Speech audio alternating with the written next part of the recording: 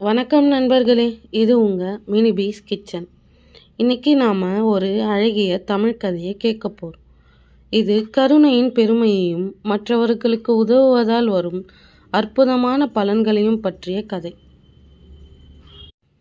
மலை அடிவாரத்தில் உள்ள ஒரு சிறிய கிராமத்தில் வேலு என்ற இளைஞனின் வாழ்க்கையை பற்றி இந்த கதை பேசுகிறது. அவனிடம் பணம் இல்லை, ஆனால் கருணை நிறைந்த இதயம் இருந்தது. அவனது கருணை அவனையும் அவனது கிராமத்தையும் எப்படி மாற்றியது என்பதை இந்த கதையில் கேட்போம். தயாரா? வாங்க கதைக்குள்ள போகலாம். மலை அடிவாரத்தில் அமைந்திருந்த ஒரு அழகிய கிராமம் பசுமையான வயல்கள் மற்றும் புன்னகை மாறாத மக்களால் நிரம்பி இருந்தது. அந்த கிராமத்தில் வேலு என்ற இளைஞன் வாழ்ந்து வந்தான். வேலு ஒரு சாதாரண விவசாயி, மிகவும் ஏழ்மையானவன். அவனுக்கு ஒரு சிறிய மண் குடிசை மட்டுமே சொந்தமாக இருந்தது. ஆனால் அவனது இதயம் பொன்னை விட பெரியது.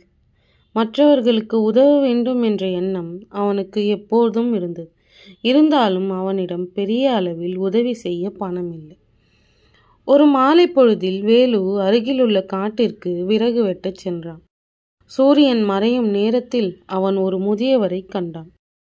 அவர் ஒரு பாறையில் தடுக்கி விழுந்து காலில் காயமடைந்து வலியால் தவித்து கொண்டிருந்தார். அவரது உடைகள் தேய்ந்து முகத்தில் களைப்பு தெரிந்தது. வேலு உடனே அவர் அருகில் ஓடினான். ஐயா, உங்களுக்கு என்ன ஆயிற்று? உங்களுக்கு உதவி செய்யட்டுமா என்று கேட்டான். முதியவர் புன்னகையுடன், தம்பி, நீயே ஒரு ஏழைதானே, உனக்கு உன் சுமையே பெரிது, எனக்கு ஏன் உதவ வேண்டும் என்று கேட்டார். வேலு சிரித்தபடி, ஐயா, என்னிடம் பணம் இல்லை, ஆனால் இரு கைகளும் ஒரு கருணை உள்ளமும் இருக்கிறது. உங்களை இப்படி விட்டுவிட மனம் வரவில்லை என்று கூறி அவரை மெதுவாக தூக்கினான். அருகில் இருந்த ஆற்றங்கரைக்கு அவரை அழைத்துச் சென்று காயங்களை சுத்தம் செய்து தன் பையில் இருந்த சிறிது தண்ணீரை கொடுத்தான். பின்னர் அவரை மெதுவாக கிராமத்திற்கு அழைத்து வந்து தன் குடிசையில் ஓய்வெடுக்க வைத்தான். முதியவர் மகிழ்ச்சி அடைந்தார். உன் கருணை மிகவும் அரியது தம்பி. இந்த உலகத்தில் இப்படிப்பட்டவர்கள் குறைவு என்று கூறி தன் கையில் இருந்த ஒரு பழைய பித்தளையால் ஆன வளையலை எடுத்து வேலுவிடம் கொடுத்தார். இதை பத்திரமாக வைத்திரு, இது ஒரு நாள் உனக்கு உதவும் என்று கூறினார். வேலு அந்த வளையலை வாங்கி, ஐயா, இது எதற்கு? இதை வைத்து நான் என்ன செய்ய என்று கேட்டான். நேரம் வரும்போது புரியும் என்று முதியவர் புன்னகைத்தார். பின்னர் அவர் எழுந்து மெதுவாக நடந்து காட்டிற்குள் மறைந்தார். வேலு அந்த வளையலை தன் குடிசையின் ஒரு மூலையில் பத்திரப்படுத்தினான். ஆனால் அதை பற்றி அவனுக்கு பெரிய நம்பிக்கை இல்லை. ஒரு பித்தளை வளையல் என்ன செய்ய போகிறது என்று நினைத்தவன் தன் வழக்கமான வாழ்க்கையை தொடர்ந்தான். காலையில் எழுந்து வயலில் உழைப்பது, மாலையில் விறகு வெட்டுவது, மற்றவர்களுக்கு சிறு உதவிகள் செய்வது என்று அவன் நாட்கள் சென்றன. ஒரு நாள் கிராமத்தில் ஒரு பெரிய வியாபாரி வந்தார். அவர் மிகவும் செல்வந்தர். பட்டு உடைகள் அணிந்து கம்பீரமாக நடந்தார். கிராம மக்கள் அனைவரையும் ஒரு இடத்தில் கூட்டி, நான் ஒரு பழைய பித்தளை வளையலை தேடுகிறேன். அது என் மூதாதையரின் புனிதமான பொருள். அதை திருப்பிக் கொடுப்பவருக்கு நான் ஒரு பெரிய பரிசு தருவேன், பணம், நிலம் மற்றும் என் நட்பு என்று அறிவித்தார். கிராம மக்கள் ஆர்வம் அடைந்தனர். பலர் தங்கள் வீடுகளில் இருந்த பழைய பொருட்களை எடுத்து வந்து காண்பித்தனர். ஆனால் வியாபாரி அவற்றை மறுத்துவிட்டார். வேலு இதை கேள்விப்பட்டு தன் குடிசையில் இருந்த அந்த வளையலை எடுத்து வந்தான். அவன் மனதில் ஒரு சிறிய நம்பிக்கை இருந்தது, ஆனால் பெரிய எதிர்பார்ப்பு இல்லை. வியாபாரி அந்த வளையலை பார்த்தவுடன் அவர் கண்கள் பிரகாசித்தன. இதுதான் நான் தேடிய புனிதமான வளையல் என்று கூறி வேலுவை அருகில் அழைத்தார். தம்பி, இந்த வளையல் எங்கள் குடும்பத்தின் பாரம்பரிய பொருள்.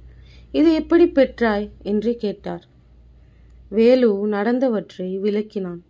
முதியவரை காட்டில் சந்தித்தது, அவருக்கு உதவியது, அவர் கொடுத்த வளையல் என்று எல்லாவற்றையும் கூறினான். வியாபாரி மகிழ்ச்சி அடைந்தார். நீ ஒரு உண்மையான கருணை உள்ளம் கொண்டவன். இந்த வளையலை திருப்பி கொடுத்ததற்கு நான் உனக்கு ஒரு பெரிய தொகை பணம், ஒரு நிலம் மற்றும் என் குடும்பத்தின் நன்றியை தருகிறேன் என்று கூறினார். வியாபாரி வாக்குறுதி அளித்தபடி வேலுவுக்கு ஒரு பெரிய தொகை பணமும் ஒரு வயலும் கொடுத்தார். வேலு ஒரே நாளில் ஏழையிலிருந்து செல்வந்தனாக மாறினான். ஆனால் அவனது இதயம் மாறவில்லை. அவன் அந்த பணத்தை தனக்காக மட்டும் வைத்து கொள்ளவில்லை, மாறாக கிராமத்தில் உள்ள ஏழைகளுக்கு உதவ முடிவு செய்தான். முதலில் அவன் கிராமத்தில் ஒரு சிறிய மருத்துவமனையை கட்டினான். ஏழைகளுக்கு இலவசமாக மருத்துவம் கிடைக்க வேண்டும் என்று அவன் விரும்பினான். பின்னர் ஒரு பள்ளியை கட்டினான். அங்கு ஏழை குழந்தைகள் இலவசமாக படிக்க முடியும். அவன் கிராமத்தில் உள்ள வயதானவர்களுக்கு உணவு மற்றும் உடைகள் வழங்கினான். அவனது கருணை கிராமமெங்கும் பரவியது. கிராம மக்கள் வேலுவை பாராட்டினர். வேலு ஒரு உண்மையான தலைவன் என்று பேசத் தொடங்கினர். ஆனால் வேலு எப்பொழுதும் பணிவாகவே இருந்தான். நான் செய்வது என் கடமை மட்டுமே என்று கூறுவான். ஒரு நாள் வேலு தன் வயலில் வேலை செய்து கொண்டிருந்த போது அந்த முதியவர் மீண்டும் தோன்றினார். இந்த முறை அவர் ஒரு பிரகாசமான உடையில் ஒரு மந்திரவாதியைப் போல தோற்றமளித்தார். வேலு ஆச்சரியமடைந்து, ஐயா, நீங்கள் மீண்டும் வந்திருக்கிறீர்களா என்று கேட்டான். முதியவர் புன்னகைத்து, வேலு, நான் ஒரு சாதாரண மனிதன் அல்ல, நான் ஒரு மந்திரவாதி. அன்று உன்னை சோதிக்கவே அந்த வளையலை கொடுத்தேன். உன் கருணையும் உனது நற்செயல்களும் இந்த கிராமத்தையே மாற்றிவிட்டன. நீ ஒரு உண்மையான மனிதன் என்று கூறினார். வேலு பணிவாக, ஐயா, நான் செய்தது என் மனசாட்சி உந்தியதால் மட்டுமே, இதற்கு பரிசு தேவையில்லை என்று கூறினார். மந்திரவாதி மகிழ்ந்து, உன் கருணை உனக்கு இன்னும் பல நன்மைகளை தரும். இனி உன் வாழ்க்கை மகிழ்ச்சியாகவும் செழிப்பாகவும் இருக்கும் என்று ஆசீர்வதித்து ஒரு ஒளியுடன் மறைந்தார். வேலு தன் வாழ்நாள் முழுவதும் கிராம மக்களுக்கு உதவினான். அவன் ஒரு செல்வந்தனாக மட்டுமல்ல, ஒரு மதிப்பிற்குரிய தலைவனாகவும் வாழ்ந்தான். அவனது கதை கிராமத்தில் பல தலைமுறைகளாக சொல்லப்பட்டது. குழந்தைகள் அவனை பற்றி கேட்டு வளர்ந்தனர். மற்றவர்களுக்கு உதவுவதன் முக்கியத்துவத்தை உணர்ந்தனர். நண்பர்களே, வேலுவின் கதை நமக்கு ஒரு பெரிய பாடத்தை சொல்கிறது. கருணையும் மற்றவர்களுக்கு உதவும் மனமும் இருந்தால் நம்மை சுற்றிய உலகத்தை மாற்ற முடியும்.